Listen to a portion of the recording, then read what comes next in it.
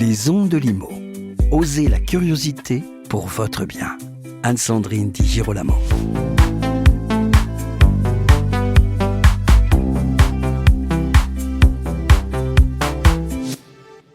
Amanda, retenez bien ce nom car il préfigure de changements intéressants sur la manière pour nos agents immobiliers de travailler et donc sur le ressenti de leurs clients en termes d'image et aussi d'efficacité. En ce mardi 24 juin, le fichier Amepi annonce son changement de nom.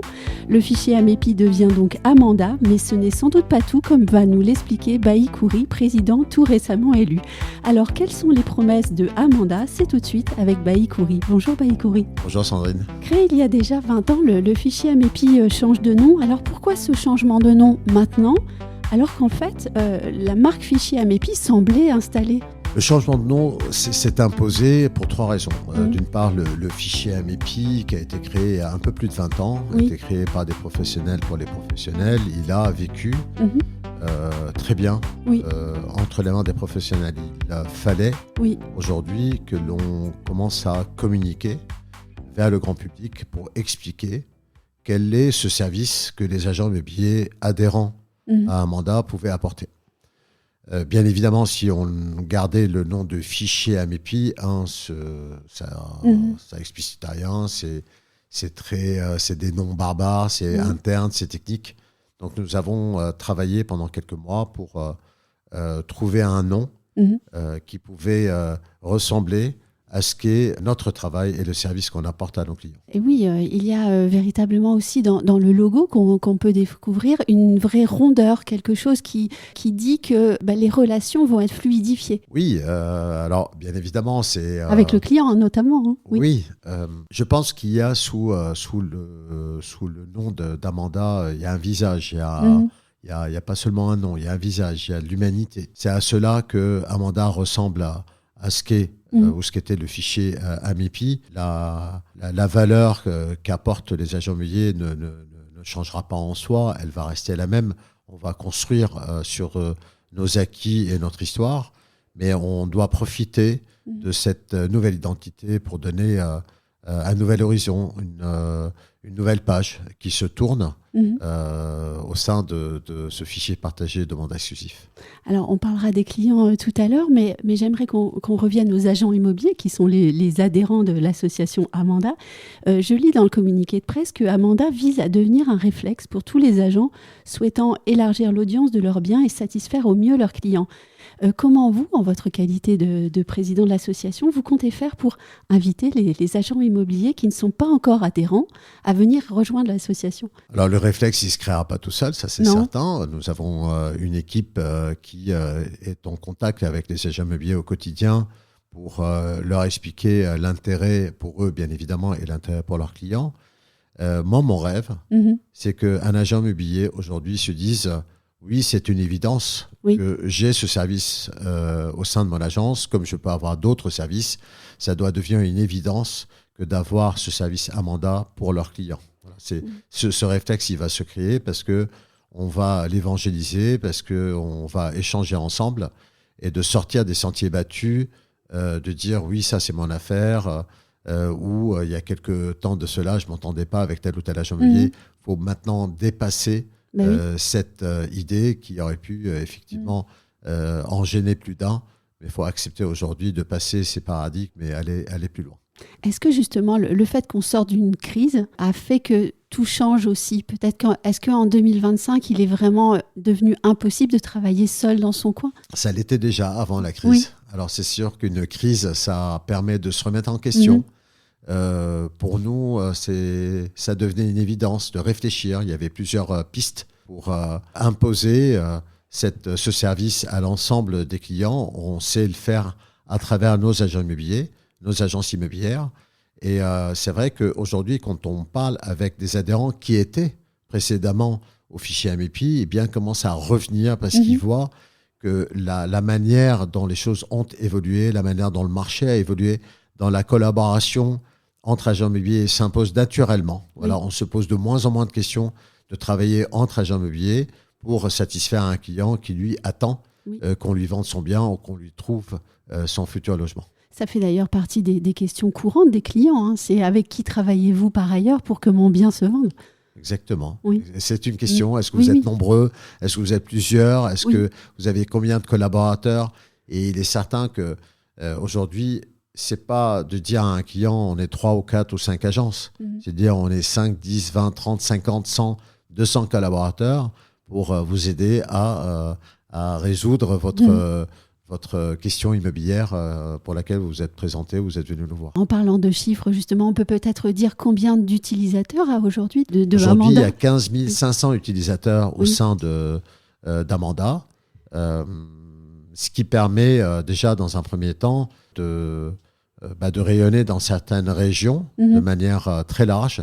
Si je prends la région de Toulouse, l'Alpha de Toulouse, qui est l'association locale, il y a plus de 200 agences, donc imagine le nombre de collaborateurs qui peuvent être à la disposition d'un seul client tout en ayant un seul interlocuteur. C'est ça qui est la force une force de frappe, une force de service que peuvent détenir certaines associations locales et qu'on doit travailler pour la propager, pour dupliquer ce type d'association. Vous venez de prononcer un mot magique, c'était le mot alpha, puisque le fichier MEPI était structuré beaucoup en fonction des alphas, donc c'était les antennes régionales du fichier.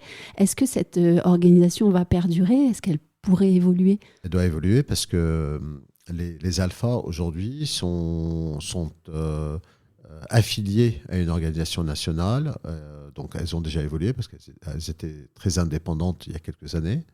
Elles vont évoluer de par leur nombre et leur organisation.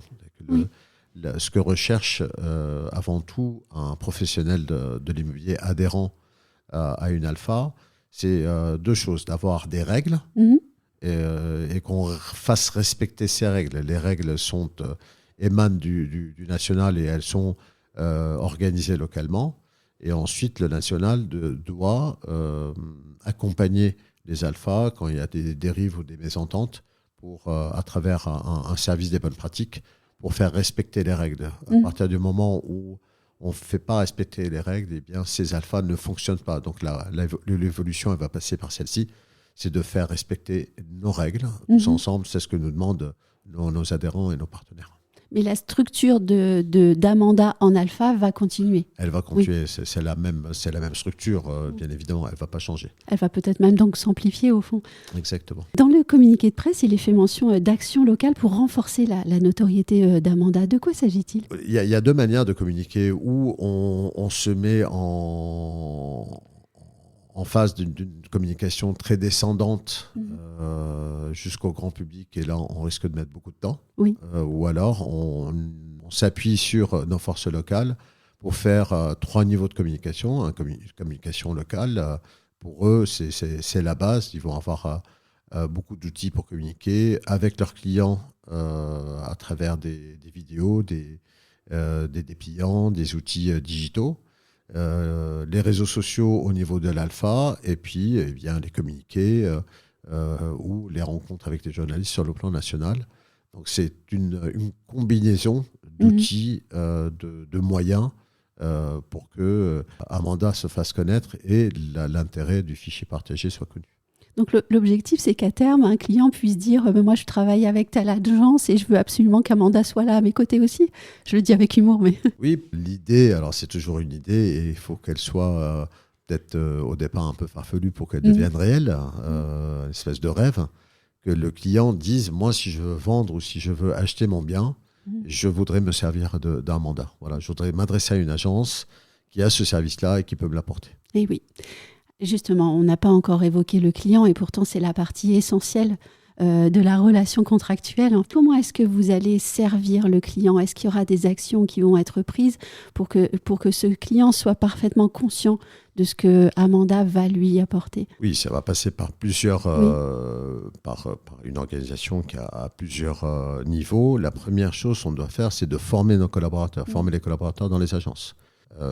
Pour anticiper et répondre aux clients quand il s'agit de lui proposer ce service-là. Donc, il faut que les collaborateurs soient formés. Ils ont un outil digital qui est une application, les aider à l'utiliser et à la mettre à disposition de leurs clients.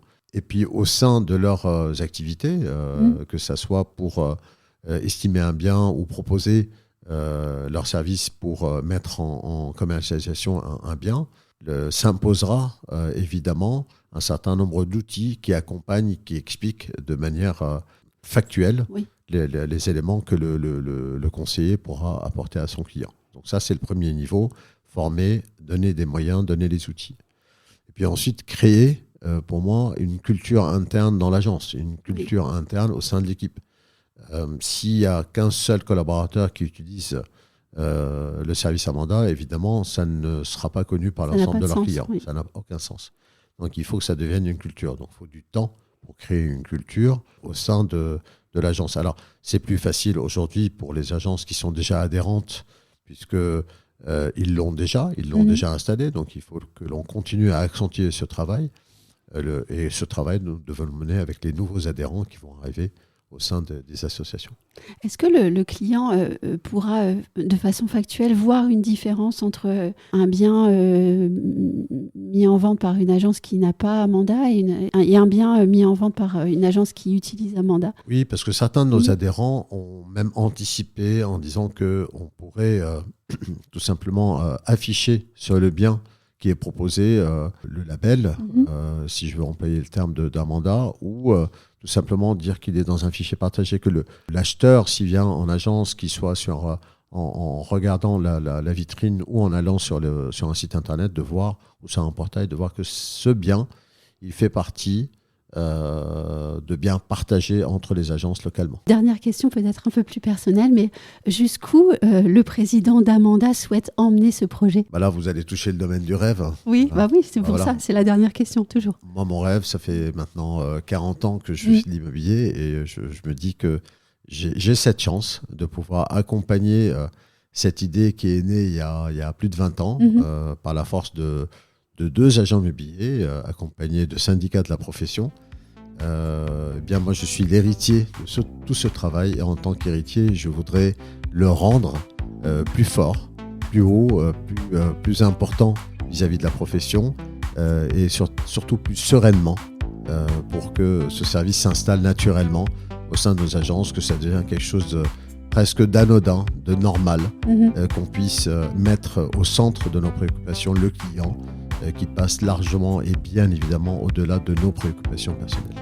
Beaucoup de force et de sérénité en même temps. Exactement. Merci beaucoup Baïkouri de m'avoir accordé cet échange en ce jour de sortie, si je ne me trompe pas, du premier communiqué de votre mandat de président en fait. Exactement. Et bienvenue à Amanda. Il me reste à vous remercier, vous qui nous écoutez, de votre fidélité. J'espère que ce podcast vous aura été utile et je vous dis à très vite pour un nouvel épisode. Retrouvez les Ondes de Limo sur ondedelimo.com, les réseaux sociaux et la newsletter.